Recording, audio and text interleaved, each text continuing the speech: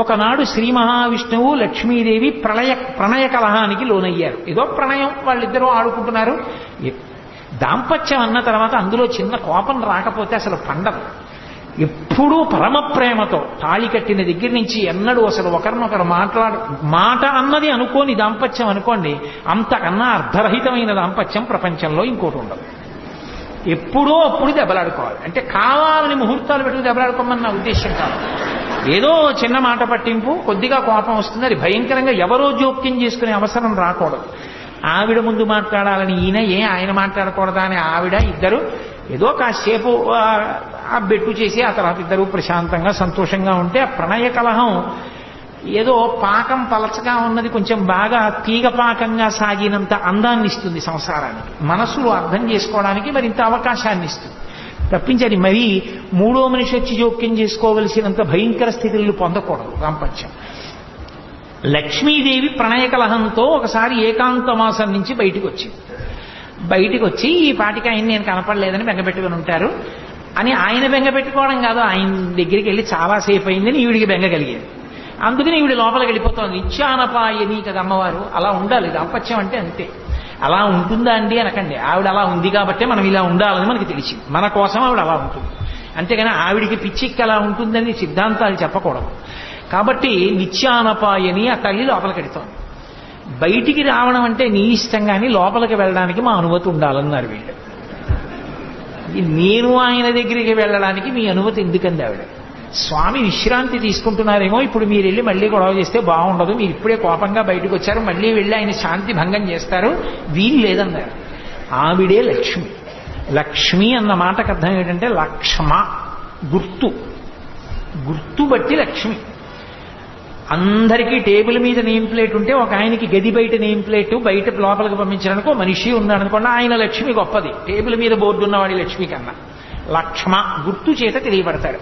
ఒక ఆయన కారు దిగితే ఇలా అడ్డంగా ఓ పెద్ద రాగి ప్లేట్ కూడా వేసుకుని ఒక ఆయన కూడా వెంట దిగి వస్తుంటాడు అనుకోండి, ఇంకా పెద్దవాడని గుర్తు. సరే ముందు వెనక కూడా పోలీస్ కార్లు వెళ్ళాయనుకోండి, ఇంకా అంతకన్నా చెప్పడం నాకెందుకు వచ్చిన గొడవ కానీ. కాబట్టి లక్ష్మ, వాటి చేత లక్ష్మి తెలుస్తూ ఉంటుంది, వైభవం తెలుస్తూ ఉంటుంది. వీళ్ళ లక్ష్మ ఏమిటి? ఆవిడ అనుగ్రహమే. శ్రీ మహావిష్ణువు ఉన్నటువంటి ఏకాంతవాసం బయట కాపలా కాయగలిగినటువంటి లక్ష్మి ఆవిడ అనుగ్రహం. అందుకే అమ్మవారికి ఒక పేరుంది యశస్విని, కీర్తినిచ్చేది అని. ఇంతమంది ఇలా కూర్చుంటే నేను ఒక్కడనే ఇక్కడ కూర్చుని మాట్లాడితే మీరు వింటున్నారంటే నా గొప్ప కాదు. అయ్యో వీడు మాట్లాడితే అంతమంది వినేటట్టు చేసి వీడు చెప్పాడన్న కీర్తిని వీడికి కట్టపెట్టి వీడిని సంతోషింపజేస్తానని అమ్మవారు అనుగ్రహిస్తే ఇక్కడ కూర్చున్నాను నేను. కాబట్టి ఆవిడ యశస్విని. దానివల్ల ఎవరు సంతోషిస్తోందంటే మా అమ్మ సంతోషిస్తోంది నాతో పలికించి. ఇవన్నీ నేనే పలికేస్తున్నాను అనుకుంటే అయితే నువ్వే పలుకని అందంటే నా బతుకు బయటడిపోతుంది. అది అమ్మవారి యొక్క తత్వం. కీర్తినిచ్చింది ఆవిడ. జయ విజయులుగా ఉండండిరా అంది ఆవిడ. ఉండండిరా అంటే నువ్వే లోపలికి వెళ్ళొద్దన్నారు వాళ్ళు. ఆవిడంది మీ లక్ష్మి తొలగిపోతుంది. మీ లక్ష్మి తొలగిపోతుందంటే ఓ కారణం రావాలిగా. అందుకు వెనకాల వచ్చారు సనక సనదనాలు. వాళ్ళు ఎప్పుడూ బాలురుగా ఉంటారు. ఎప్పుడూ బాలురుగా ఉంటారంటే బాలురైన వారికి ఓ రక్షణ ఉంటుంది. తమ రక్షణ తాము చూసుకోరు. ఏ ఇబ్బంది వచ్చినా అమ్మానో నాన్నగారండి అనో అరుస్తారంతే. వాళ్ళు ఎప్పుడూ భగవంతుడినే చూస్తారు. మహాజ్ఞానులు వాళ్ళు. అందుకని వాళ్ళు శ్రీ మహావిష్ణు దర్శనానికి వస్తున్నారు. వస్తుంటే మరి లక్ష్మి శాపం ఉంది కదా, పోవాలి వీళ్ళకి పదవి. అందుకని వీళ్ళు వాళ్ళని అడ్డగించారు. వాళ్ళని అడ్డగిస్తే వాళ్ళన్నారు మాకు విష్ణువుకి అరమరికలు లేవు, మేము ఎప్పుడైనా వెళ్ళి దర్శనం చేసుకోగలిగిన వాళ్ళు. ఈ అహంకారం అప్పుడే ఉందని మీరు అనుకుంటున్నారేమో. ఆ అహంకారం అప్పటి నుంచి ఇప్పటి వరకు ఎప్పటి వరకు కూడా ఉంటుంది. త్యాగరాజస్వామి అంతటి వారు వెంకటాచలం వెడితే తెర వేసి ఇప్పుడు కాదు రేపు రా అన్నారు. త్యాగరాజస్వామి ఆయన అక్కడే కూర్చుని తెరదీయగరాదా అని కీర్తన చేశారు. తాళాలు వేసుకుందామని అర్చకుడు అనుకుంటే తలుపులు తెరుచుకుని తెర తీసుకుని వెంకటేశ్వర స్వామి గారు దర్శనమిచ్చారు. బుద్ధొచ్చి లెంపలు వేసుకుని కాళ్ళ మీద పడ్డాడు. కరిగొండ వెంగమాంబ గారి విషయంలో అదే అయింది. ఎంతో మంది మహాభక్తుల విషయంలో వాళ్ళ దర్శనానికి అడ్డొస్తే వాళ్ళని పక్కకి తీసి పరమేశ్వరుడు దర్శనమిచ్చాడు. ఎన్నో శివాలయాల్లో నందీశ్వరుడు పక్కకి వెళ్ళిపోయాడు. నాకు దర్శనం అవ్వాలి, నా భక్తుడు వచ్చాడు అడ్డుగా ఉన్నావు లే నంది అంటే పక్కకి వెళ్ళిపోయాడు. ఇప్పటికీ ఆ దేవాలయాల్లో నంది పక్కకుండి భగవంతుడిని భక్తులు దర్శనం చేసుకునే అవకాశం ఇచ్చాడు. భగవంతుణ్ణి చూడాలని భక్తుల ఆర్తి ఎంత ఉంటుందో పరమభాగవతోత్తముడైన వాడిని చూడాలని భగవంతుని యొక్క ఆర్తి అలా ఉంటుంది. కాబట్టి ఇప్పుడు మేము లోపలికి వెళ్ళడానికి అనుమతి ఏమిటయా? ఆయన మా కోసం ఎదురు చూస్తాడు, మేము ఆయన కోసం ఎదురు చూస్తాం. మేము స్వేచ్ఛగా వెళ్ళొచ్చు, తప్పు చేస్తున్నారు అడ్డకండి అన్నారు. వీల్లేదు, మీరు వెళ్ళడానికి వీల్లేదు, మా అనుమతి ఉండవలసిందే అన్నారు. మీ అనుమతి ఉండవలసిందేనా? మీరు ధూర్తతనంతో ప్రవర్తించారు, మీ యొక్క పరిధిని అతిక్రమించారు, అందుకని ఈ పదవికి మీరు పనికిరారు. మీరు ఈ పదవిని విడిచిపెట్టి భూలోకంలో రాక్షస యోనుల యందు పుట్టండి అని శపించారు. వీళ్ళు పెద్ద అలజడి చేస్తూ, అయ్యో నా పదవులు పోయాయి, మాకు శాపవాక్కు విడిచిపెట్టారు, ఎలా పోతుందని పెద్ద బాధలు పడి కేకలు వేస్తూ వాళ్ళ కాళ్ళ మీద పడ్డారు. శ్రీ మహావిష్ణువు బయటికి వచ్చాడు. స్థితికారుని యందు ఒక ప్రజ్ఞ ఉండాలి. స్థితికారుడు అంటే పరిపాలనాంశ ఉన్నవాడు. విష్ణువు పరిపాలనాంశ. ఒక్కొక్కసారి పని చేయించుకునేటప్పుడు ఇలా చూపించి చేయించాలి, ఒక్కొక్కసారి మీరు తప్ప ఇది ఇంత బాగా ఎవరు చేయరు, అందుకు మీకు అప్పచెప్తున్నాను అన్నారు. ఒక్కొక్కసారి మీకు ఇంక్రిమెంట్ రాద్దాం అనుకుంటున్నానండి, మీరు చేసే పని చూసి ఎంత బాగా చేస్తారండి అని ముందు రోజు చెప్పి 3 రోజులు పోయాక పెద్ద పని అప్పచెప్పాలి. ఒకసారి బతిమాలి చేయించుకోసారి, ఒక్కొక్కసారి చూపుడు వేలు చూపించి పని చేయించుకోవాలి. అంతేగాని అస్తమానం అధికారం ఉందని చూపుడు వేలు చూపిస్తానంటే వాడు సమయం చూసి సెలవు పెడతాడు, అప్పుడు లేనిపోని ప్రమాదాలు వస్తాయి. అందుకని స్థితికారుడు పరిపాలనాంశలో ఉన్నవాడు ఎలా ఉండాలో అలాగే ఉంటారు విష్ణువు. అందుకే అన్ని వేళలా పెత్తనంతో ఉండరు. భృగు వచ్చి వక్షస్థలం మీద తంతే ఏమీ తెలియని వేళ అయ్యో పాపం మీ కాలు నొచ్చుకుందేమో అని కాలు పడుతున్నట్టుగా అరికాల్లో ఉన్న కన్ను నొక్కేస్తారు. అది స్థితికార లక్షణం అంటారు. అంటే పరిపాలనాంశయందున్న వాడికి అది తెలిసి ఉండాలి తప్ప నేను అధికారిని అంటే లేనిపోని ఉపద్రవాలన్నీ వస్తాయి. కాబట్టి ఇప్పుడు ఆయన ఏమీ ఎరగని వాళ్ళ బయటకు వచ్చాడు. సర్వజ్ఞుడు, ఆయనకి తెలియదా ఏమైంది ఎందుకు అరుస్తున్నారన్నారు. జయ విజయులు అన్నారు, అయ్యా మేము ఇలా శాపం ఇచ్చాం, మా ఎందు ఏమైనా దోషం ఉందా అని అడిగారు. మీ ఎందు ఏం దోషం లేదు అని జయ విజయుల వంక చూసి, ఇన్నాళ్ల నుంచి పని చేస్తున్నాం, ఒక్క తప్పు చేస్తే వాళ్ళు శపిస్తే మమ్మల్ని వెనకేసుకు రాలేదు మా బాస్ అని అనుకోవచ్చు కదూ. అందుకని ఆయన ఒక గొప్ప సిద్ధాంతాన్ని చెప్పారు. తనువున పుట్టినట్టి బిడిదంబకు కొష్ట మహాగదంబు చేవనరితదీయ చర్మము వివర్ణత నొందిన రీతి భృత్యులొప్పని పని చేసినన్ విభుని బంధురచారు యశంబు పేరు పెంపును చెడిపోయి దుర్యశము పొందుతునందురు విష్టపంబులన్ అన్నారు. అసలు ఈ శరీరం ఉంటుంది, ఈ శరీరం ఒకడికి ఏదో కొంచెం నల్లగా ఉంది, ఆయన తెల్లగా ఉండాలని కోరిక. ఈలోగా కుష్ఠవ్యాధి వచ్చింది. కుష్ఠవ్యాధి వచ్చి తెల్లటి మచ్చలు వచ్చాయి. అబ్బా ఎలాగో తెల్లగా అవ్వలేకపోయాను కానీ ఎంత బాగుందో, తెల్ల మచ్చలు వచ్చినట్టు పెట్టుకున్నాడు అనుకోండి, వేళ్ళు ఊడిపోతాయి. తనువున పుట్టినట్టి బెడదంబకు కుష్ఠ మహాగదంబు చేవనరితదీయ చర్మము వివర్ణత నొందిన రీతి, తన శరీరంలోనే పుట్టిన కుష్ఠవ్యాధి తన శరీరంలోనే పుళ్ళు పుట్టి చీవు నెత్తురు కారి పురుగులు వాలేట్టు చేసినట్టు భృత్యులొప్పని పని చేసిన నా భృత్యులే కదా అని తప్పు చేసినా వెనకేసుకు రావడం అలవాటైతే, ప్రభువు యొక్క బంధురచారు యశంబు పేరు పెంపును చెడిపోయి దుర్యశము పొందుతునందురు విష్టపంబులన్. అర్థం పర్థం లేకుండా ఎన్ని తప్పులు చేసినా వెనకేసుకు రావడం అలవాటైపోయిన ప్రభువు చిట్ట చివరికి అపకీర్తిని పొందుతాడు. తప్పు చేస్తే తప్పు చేశామని చెప్పవలసిందే, లేకపోతే నా ధర్మం పోతుంది. వాళ్ళకి అవమానం జరిగింది, అవమానం జరగడానికి కారణం మీరు నా భృత్యులని వెనకేసుకొస్తే నా ఒంట్లో పుట్టిన కుష్ఠరోగాన్ని అట్టిపెట్టుకున్నవాడిని అవుతాను. ఇప్పుడు నేను మిమ్మల్ని వెనకేసుకు రాకపోతే మీకు బుద్ధి వస్తుంది, లోకానికి బుద్ధి వస్తుంది, తెలుసుకుంటారు అహంకారం ఎంత ప్రమాదకరమో. కాబట్టి అనుభవించవలసిందే. మీరు 3 జన్మలు రాక్షస యోనుల యందు పుట్టండి. 3 జన్మల రాక్షస యోనుల యందు పుట్టి వాళ్ళని నిగ్రహించిన పాపం పోయిన తరువాత నా చేతిలోనే సంహరింపబడి తిరిగి మీ స్థానములను మీరు అలంకరిస్తారు. అప్పుడు మీకు ఈ అహంకారం పోతుంది. అహంకారం పోవడం అంటే అంత తేలికండి. అహంకారం పోవడానికి ఎన్ని అవతారాలైనా స్వీకరించవలసి వచ్చిందో చూడండి. తప్పు వాళ్ళది, అవతారాలు ఆయనది. సీతమ్మ తల్లిని పోగొట్టుకుని ఒక అవతారం, శిశుపాల దంతభక్తుల్ని చంపడానికి కృష్ణ భగవానుడిగా శిశుపాలుడితో రాజ్యం సభలో నానా మాటలు అనిపించుకుని ఒక అవతారం. ఇన్ని అవతారాలు ఎత్తి మళ్ళీ తన భృత్యుల్ని తాను తెచ్చుకున్నాడు. ఎంత దయ కలిగినటువంటి స్వామి అవతారంలో. కాబట్టి ఇప్పుడు వాళ్ళు రాక్షస యోనుల యందు జన్మించాలి. వాళ్ళు రాక్షస యోనుల యందు జన్మించడానికి యోగ్యమైన కారణం ఒకటి కల్పింపబడాలి. ఒకనాడు కశ్యప ప్రజాపతి ప్రదోష వేళలో జపం చేసుకుని అగ్నికార్యం చేసుకుంటున్నాడు. ఆయన భార్య అదితి దితి ఇద్దరు ఆయన భార్యలే. అదితి యందు దేవతలు పుడతారు, దితి యందు దానవులు దైత్యులు పుడతారు. దితికి ప్రదోష వేళలో కామాతురత కలిగి ఆమె భర్త దగ్గరికి వెళ్ళండి, మా తండ్రి తన కుమార్తెలందరినీ నీకు భార్యలుగా ఇచ్చాడు, అందరికీ సంతానం కలిగింది, నాకు సంతానం కలగలేదు. ఎక్కడైనా కులస్త్రీ తన భర్త వలన సంతానాన్ని పొందాలి అని కోరుకుంటుంది అని ఒక అద్భుతమైన మాట చెప్పింది. ఆవిడంది, ఏమయ్యా, అసలు దీపించిన దీపముచే దీపము రెండు కాక సికి ఒకటయ్యున్ అంది. భర్త యొక్క తేజస్సే భార్య యందు ప్రవేశిస్తుంది, ప్రవేశించి మళ్లీ కొడుకుగా పుడుతుంది. ఈ పుట్టిన కొడుకు ఎవరు? భర్త యొక్క తేజస్సే. కాబట్టి భర్తయే మళ్లీ కొడుకు రూపంలో ఆమె శరీరంలోంచి బయటికి వస్తాడు. అది ఆడదాని హక్కు, భార్య యొక్క హక్కు. దాన్ని కాదు అనడం ఎలా?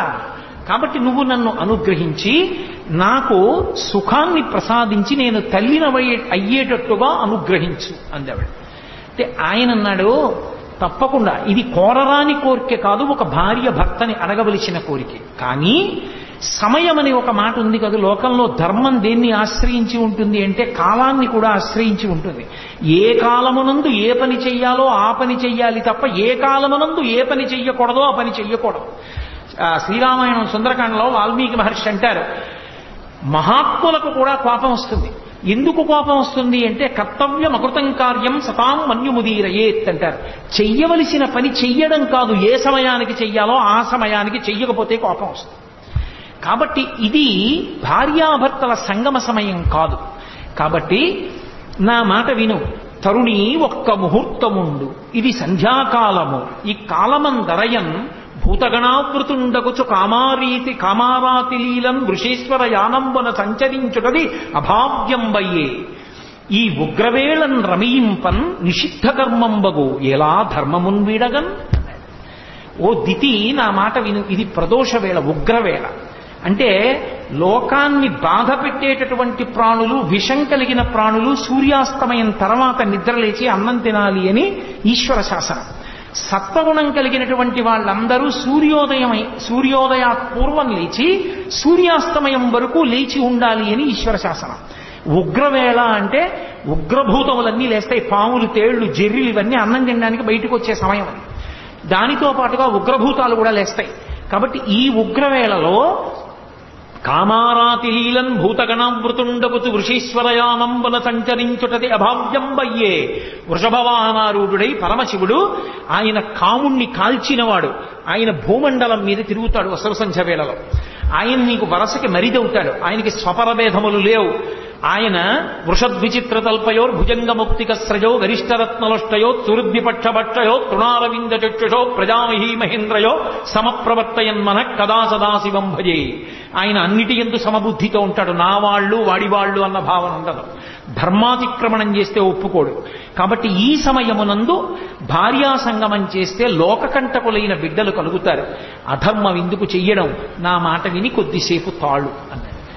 ఆమె కామాతురాణం నభయం నలజ్జ, ఆమె తాళలేకపోయింది, ఆయన వస్త్రం పట్టుకు లాగింది. ఆయన వెంటనే వెళ్ళాడు, ఆమె కోరుకున్న సుఖాన్ని ఆమెకి కటాక్షించి వచ్చి ఆచమనం చేసి ప్రణవాన్ని జపం చేయడం ప్రారంభం చేశాడు. కొంతకాలం అయిన తర్వాత ఆమె గర్భం ధరించి వచ్చి అడిగింది, నేను గర్భం ధరించాను నీ తేజస్సు వల్ల అని. ఆయన వెంటనే దివ్య దృష్టితో చూసి అన్నాడు, రమించకూడని ఉగ్రవేళలో నన్ను నిగ్రహించి నాతో రమించావు, కాబట్టి నీ కడుపున పుట్టేటటువంటి సంతానం లోకాన్ని రక్షించేటటువంటిది కాదు. లోకభయంకరులైనటువంటి ఇద్దరు జన్మిస్తారు. వాళ్ళిద్దరూ ఈ లోకంలో ఉన్నవన్నీ మావే, మేమే అనుభవించాలంటారు. ఆ కారణం చేత విష్ణువుకి విరోధులవుతారు. శ్రీ మహావిష్ణువు యొక్క చేతి సుదర్శన చక్రధారల చేత తరగబడి వాళ్ళ శిరస్సులు కింద పడిపోతాయి, వాళ్ళు కీర్తి వహించరు అని చెప్పాడు. ఆమె చాలా రోధించింది. ఆఖరికి ఆమెకి ఇద్దరు కుమారులు కలిగారు. ముందు పుట్టినటువంటి వాడికి హిరణ్యాక్షుడు అని పేరు పెట్టారు, వెనక పుట్టినటువంటి వాడికి హిరణ్యకశిపుడు అని పేరు పెట్టారు. ఇద్దరు కవల పిల్లలు. కవల పిల్లలు పుట్టినప్పుడు మనకి శాస్త్రంలో ఏమిటంటే ముందు ఎవరు పుడతాడో వాళ్ళు చిన్నవాళ్ళు, వెనక ఎవరు పుడతారో వాళ్ళు పెద్దవాళ్ళు. ముందు ఆడపిల్ల పుట్టి వెనక మగపిల్లాడు పుడితే అన్నా చెల్లెళ్ళు అవుతారు తప్ప అక్కా తమ్ముళ్ళు అనకూడదు. ముందు పుట్టిన వాళ్ళు చిన్నవాళ్ళు, వెనక పుట్టిన వాళ్ళు పెద్దవాళ్ళు. కాబట్టి ముందు పుట్టినటువంటి వాడు ముందు పుట్టినటువంటి వాడు హిరణ్యాక్షుడు, వెనక పుట్టినవాడు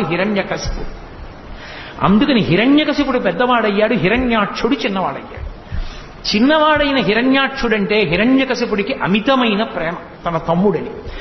ఈ హిరణ్యాక్షుడికి లక్షణం ఉంది. హిరణ్యాక్షుడు అంటే పేరులో తెలియట్లేదండి. అందుకే పేరు పెట్టుకునేటప్పుడు పెద్దవాళ్ళకు అప్పజెప్పి పెట్టాలి తప్ప స్వతంత్రించి పెట్టకూడదు. పనికిమాలిన పేర్లు పెడితే వాడు కూడా అటువంటి భావాలు కలిగినటువంటి వాడి అయి ఆ పేరు పెట్టి పిలవగా పిలవగా అలాగే తయారవుతాడు. ఏదో పేరు బాగుందని పెట్టేయకూడదు. హిరణ్యాక్షుడు అంటే హిరణ్యము అంటే బంగారం, బంగారము అంటే లోభమునకు ప్రతీక. బంగారం ఎక్కడ చెప్పినా రుక్మ అన్న శబ్దం వేస్తారు. అందుకే రుక్మిణీదేవి అన్నదమ్ముల పేర్లన్నీ రుక్మ, రుక్మాంగద, రుక్మకేతు, రుక్మబాహు, రుక్మకేశ, రుక్మిణి అన్ని రుక్మి, రుక్మ, రుక్మ అని పెట్టాడు. రుక్మ అంటే బంగారం, బంగారం లోభానికి ప్రతీక. వాడు అనుభవించాడు, దాస్తాడు. ఇవన్నీ నావంటుంటాడు, ఇవన్నీ నావే, ఎవరికి ఇవ్వను, ఇంకోటి సుఖపడకూడదు, నేనేం చేస్తాను, నేను అనుభవించాను, దాచేసి ఇవన్నీ నావి, అంతే నా సుఖం. హిరణ్య కసిప్ అంటే పడక, పడక అనుభవానికి గుర్తు. పక్క ఎక్కడున్నా భోగానికి గుర్తు మంచం. అందుకే మంచం మీద ఏం పెట్టరు, పవిత్రమైన వస్తువుల్ని మంచం మీద పెట్టరు, ఎందుకంటే అది భోగానికి ప్రతీక కాబట్టి. అందుకే ఆఖరికి శరీరత్యాగం కూడా మంచం మీద చేయకూడదు అని. అటువంటి మంచం భోగానికి గుర్తు. హిరణ్యకశిప్ అన్న మాటకు అర్థం ఏంటంటే వాడు తీసుకొచ్చి దాచేస్తాడు, వీడు అనుభవిస్తాడు, ఇంకోడు అనుభవించుకోడు. వీడి కడుపున కొడుకు పుట్టాడు, ఆయన ప్రహ్లాదుడు, పరహ్లాదుడు, ఇంకోడు సంతోషిస్తే తను సంతోషిస్తాడు. ఎలా పడుతుంది ఇద్దరికి? అక్కడ వచ్చింది పేచి. అది హిరణ్యకశిప ప్రహ్లాద హిరణ్యాక్ష హిరణ్యకశిప వృత్తాంతం అంటే. అందుకని అక్కడ లక్ష్మీ విష్ణువుల యొక్క శాసనం సనకసనందనాదుల మాటను అనుసరించి ధర్మమునందు బుద్ధి ఎక్కడ నిలబడదో అక్కడ ఇలాంటి బుద్ధులు పుట్టుకొస్తాయి. అందుకని దితికి పుట్టింది ఈ బుద్ధి. దితికి పుట్టారు వీళ్ళొచ్చి. వాళ్ళకి హిరణ్యాక్ష హిరణ్యకశిపులు అని పేరు పెట్టారు. ఈ హిరణ్యాక్షుడు ఒకానొక సమయంలో ఒక ఉపద్రవం జరిగింది ఈ లోకానికి. ఏమిటా ఉపద్రవం అంటే నేను చెప్పానే, కల్పాంతమనందు ప్రళయం వస్తుందని. ఆ కల్పాంత ప్రళయమునందు సముద్ర జలాలన్నీ వచ్చి భూమి మీద పడిపోతే ఈ భూమి అంతా కూడా ఆ నీటిలో అడుగుకి వెళ్ళిపోయి పాతాళలోకం దగ్గరికి చేరిపోతే భూమి లేదు. నిన్న మీతో చెప్పా, శ్రాద్ధదేవుణ్ణి మనువుని చేసి మనువుని పిలిచి బ్రహ్మగారు అన్నారు, నువ్వు భూమిని ధార్మికంగా పరిపాలించు, సంతానాన్ని ఉత్పత్తి చెయ్యి అన్నారు. ఆయన అన్నాడు, భూమి ఉంటే కదా నేను పరిపాలించడానికి ధార్మికంగా. ప్రళయ జలాలలో అది కిందకి వెళ్ళిపోయింది, పాతాళం దగ్గరికి వెళ్ళిపోయింది. దాన్ని ఎవరు పైకి తీస్తారు? తీసుకొచ్చి పైకి ఎత్తితే కదా నేను దాన్ని పరిపాలన చేయడం అన్నాడు. ఆయన అలా అనగానే చతుర్ముఖ బ్రహ్మగారికి తుమ్మొచ్చింది. ఆయన తుమ్మారు. తుమ్మగానే ఆయన ముక్కులోంచి కింద పడ్డాడు ఒక ఆయన. యజ్ఞవరాహమూర్తి అర్ధి అంగుష్టమాత్ర దేహంబుతోడ జననమంది వియత్తల స్థాయియగుచు అంతలోనే భూరిగజ ప్రమాణమయ్యే అతటి వారికి అద్భుతముగా అన్నాడు. ఆయన ముక్కులోంచి కింద పడ్డవాడు చిన్నవాడు కింద పడ్డాడు. కింద పడి అందరూ చూస్తుండగానే భూమి ఆకాశములు నిండిపోయేటట్టుగా పెరిగిపోయాడు. ఆ పెరిగిపోయినది వరాహావతారం. ఆ వరాహావతారం యజ్ఞవరాహమూర్తిగా వచ్చాడు. యజ్ఞవరాహము అన్న మాటకు అర్థం ఏమిటంటే యజ్ఞమునందు వాడేటటువంటి పదార్థములు ఏ ఉంటాయో, సృక్కు, స్రవము, ఆజ్యపాత్ర, ఇలాంటివన్నీ కూడా ఆయన శరీరమునందు భాగములుగా మారిపోయి, అంటే పరమమంగళ స్వరూపాన్ని పొంది ఇప్పుడు సముద్రం లోపల భూమి ఉండిపోయింది. వీడికి లోభం కదు హిరణ్యాక్షుడికి, ఆ వెళ్ళిపోయిన భూమి నాదే అన్నాడు. అని ఎవరూ అక్కడికి రావడానికి వీల్లేదు, ఇదంతా నాదే అన్నాడు. లోభ బుద్ధి అంటే అంతే, ఎక్కడ ఏం ఉండనివ్వండి. ఎందుకు పనికి వస్తుందండి అని అడిగారు అనుకోండి, ఎక్కడికో వెళ్ళి ఏమిటో 150 ఎకరాలు కొన్నానంటాడు బీడు. ఎందుకు అన్నారనుకోండి, చాలా చిత్రమైనటువంటి ఉంటాయి. అక్కడ ఓ మేడ కడితే ఓ 10 మంది బతుకుతారు. ఈ పాడుపడిన ఇల్లు అమ్మబడదు, ఇది ఫలానా వారికి చెందుననో బోర్డు పెడతాడు. ఈ పాడుపడిన ఇల్లు అమ్మబడదు, వాడు అమ్మడం. పోనీ వాడు ఉండడానికి అది పాడుపడిన మేడని వాడే అంటున్నాడు. అంటే అమ్మితే ఎవడైనా కట్టుకుంటాడు. నేను ఎందుకు అమ్మావంటే ఎప్పుడో పెరుగుతుంది, నువ్వు ఉంటావా? ఇప్పుడు అమ్మితే పోనీ 10 మంది మేడ ఉంటుందిగా, నీ తర్వాత వాళ్ళకి పోనీ డబ్బు పెరుగుతుందిగా, ఇవ్వవయా అంటే ఇవ్వడు సరిగా బోర్డు పెడతాడు, అమ్మబడదు. లోభం అన్న మాటకు అర్థం అది. నువ్వు తింటావా? లక్షాధికారైన లవణమన్నమే కాని మెరుగు బంగారంబు మింగబోడు, పొందుగా మెరుగైన భూమి లోపల పెట్టి దాన ధర్మము లేక దాచి తుదకు దొంగలకిత్తురో దొరలకవునో. తేనె చుంటీగలియవా తెరుగునులకు భూషణ వికాస శ్రీధర్మ పుర నివాస దుష్ట సంహార నరసింహ దురితలు. ఏం చేస్తాడంటే అదో అవగుణం, లోభం దాస్తూ ఉంటాడు. అది హిరణ్యాక్షుని యొక్క లక్షణం. అందుకని ఈ భూమి నాదని వాడు సముద్రంలో తిరుగుతున్నాడు. ఎవరైనా వస్తారేమో పట్టుకుపోతారేమో. ఏమో అంత భూమి ఏం చేసుకుంటావురా నువ్వంటే కావాలి. ఇప్పటికీ లేరేమిటి? ఎంతమంది లేరు? వేల వేల ఎకరాలు నావే అని దాచుకుని తిరుగుతున్న వాళ్ళు లేరు. కాబట్టి లోభబుద్ధి అది హిరణ్యాక్షుని యొక్క అంశ అది. కాబట్టి ఇప్పుడు శ్రీ మహావిష్ణువు యజ్ఞవరాహావతారాన్ని పొందారు. అది ఎంత పెద్ద వరాహం అంటే భూమి ఆకాశములు నిండిపోయి పెద్ద పెద్ద రోమాలతోటి అది సముద్రంలోకి దిగింది. సముద్రంలోకి దిగితే ఓ చమత్కారం జరిగింది. దిగి భూమి ఎక్కడ ఉంది అని ఆయన ముట్టి పెట్టి వెతుకుతున్నాడు ఇలాగా పైకెత్తుదామని. ఈ ముట్టి పెట్టి వెతుకుతూ ఉంటే ఆ సముద్రంలో ఉన్న నీళ్లన్నీ రోమకూపాల్లోకి వెళ్ళిపోయాయి. రోమకూపాలంటే వెంట్రుకల దగ్గర ఉన్న కన్నాల్లోకి వెళ్ళిపోయింది నీళ్ళు. వెళ్ళిపోయి సముద్రంలో నీళ్లన్నీ తగ్గిపోయాయి. ఆయన ఒక్కసారి వెతికి మళ్ళీ ఇలా పైకి లేచి ఇలా అన్నాడు, చెవుల్లోకి నీళ్లు వెళ్ళాయని. ఆ జూలు నుంచి నీళ్లు పైకి లేచి ఇలా చల్లుకున్నాయి. ఏదో అభిషేకం చేసిన జలాలు పాత్ర పట్టుకుని మామిడి మండ వేసి చల్లుతుంటే మనందరం ఇలా తలలు పెట్టినట్టు బ్రహ్మాది దేవతలు శ్రీ మహావిష్ణువు యొక్క అవతారం ఇది, ఆయన ఒంటికి తగిలిన నీళ్లు మీద పడుతున్నాయని అందరూ వెళ్లి తలను వంచి నమస్కారం చేసి ఆ నీళ్లన్నీ వాళ్ళ మీద పడేటట్టుగా నిల్చున్నారు. ఎక్కడ పడితే అక్కడ ఎలా పడితే అలా స్నానం చేయకూడదు. నది దగ్గరికి వెడితే సంకల్పం చెప్పి స్నానం చేయాలి. సముద్ర స్నానానికి వెళ్ళారనుకోండి, మీరు వెళ్ళి సముద్ర స్నానం చేసేసానండి అంటే ఖాతాలో పాపం వేసి పంపిస్తారు. సముద్ర స్నానం చేస్తే మహాసంకల్పం చెప్పాలి. పెళ్లిలో చెప్తారే మహాసంకల్పం, అది చెబితే తప్ప సముద్ర స్నానం చేయకూడదు. ఇప్పటికీ రామేశ్వరం వెళ్ళినా రామేశ్వరంలో సముద్ర స్నానం చేసే ముందు మహాసంకల్పం చెప్పి చెయ్యాలి. నన్ను పొద్దున్న ఆయన అడిగితే చెప్పాను, మహాసంకల్పం చెప్పి చెయ్యండి సుమా రామేశ్వరం వెడితే. మహాసంకల్పం చెప్పని సముద్ర స్నానం చేయకూడదు. నది దగ్గరికి వెడితే సంకల్పం చెప్పి స్నానం చేయాలి. కాబట్టి ఒక్కొక్క చోట ఒక్కొక్క ధర్మం. ఆయన సముద్రంలో దిగి పైకి లేచి ఇలా ఊపితే ఆయన వెంట్రుకల మించి పడ్డ నీళ్లు మీద పడితే చాలని 33 కోట్ల మంది దేవతలు ఇలా నించున్నారు.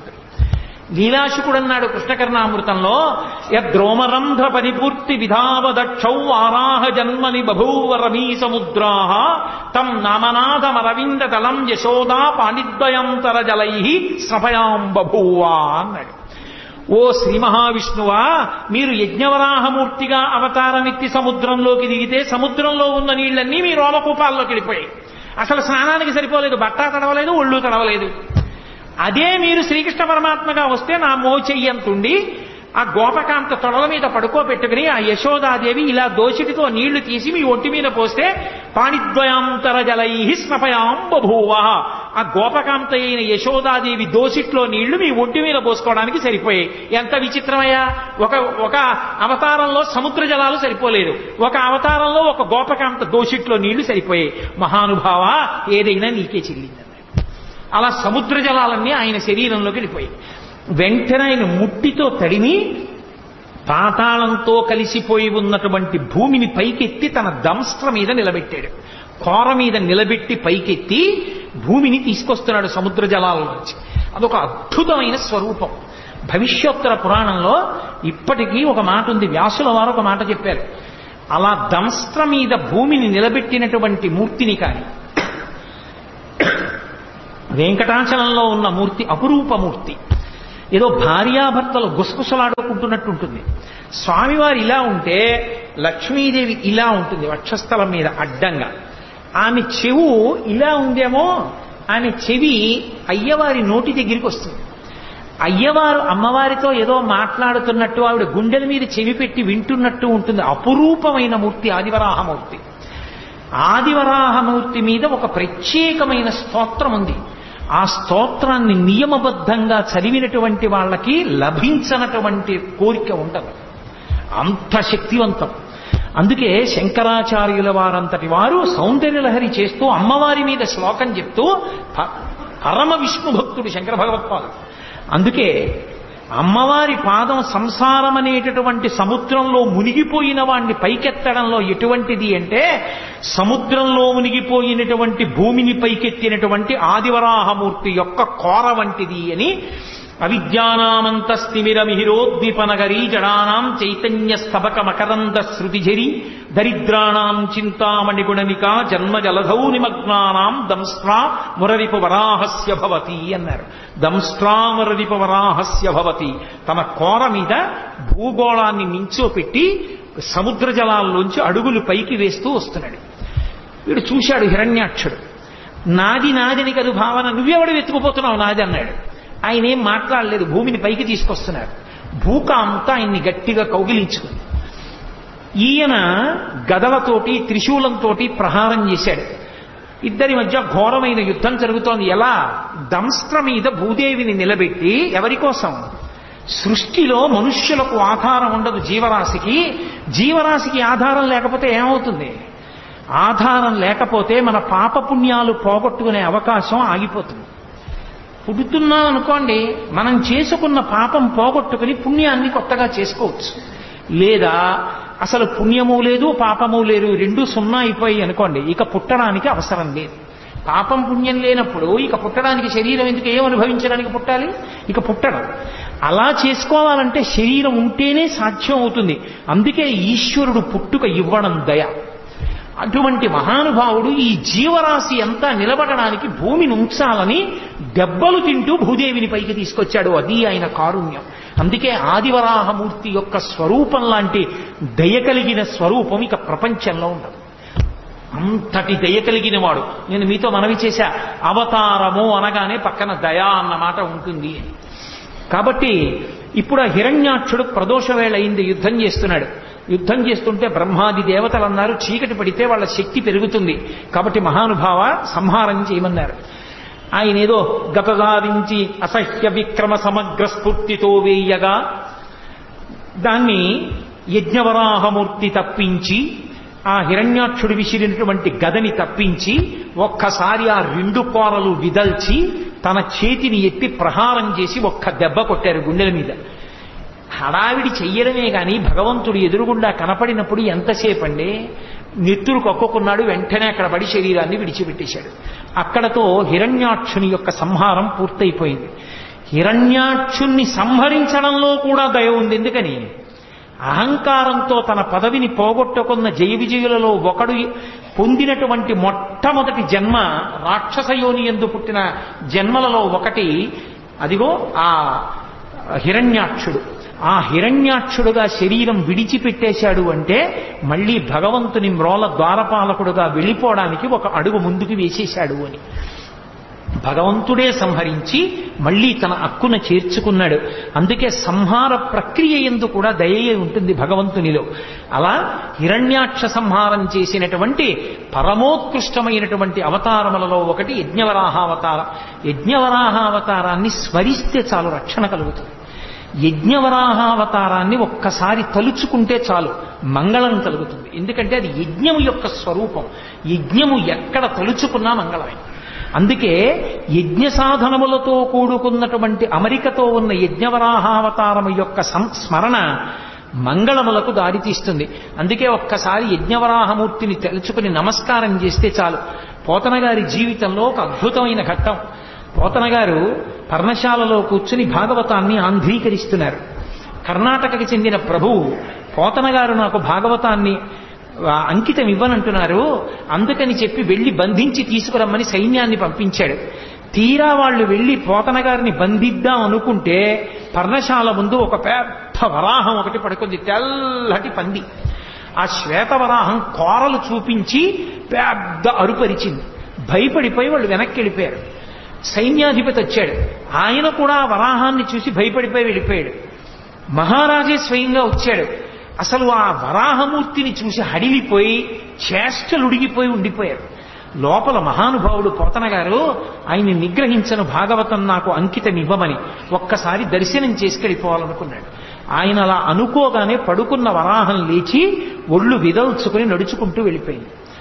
ఈయన లోపలికి వెళ్ళాడు. రాజు తన పరివారంతో వెళ్ళి పోతన గారి దర్శనం చేసుకుని నమస్కరించి, అయ్యా నేను మీ పర్ణశాలలోకి వద్దాం అనుకున్నాను, బయట అంత పెద్ద వరాహం పరుకుని అరుస్తోంది, ఆ అరుపు మీకు వినపడలేదా, మీరు ఎలా ఆంధ్రీకరిస్తున్నారన్నారు.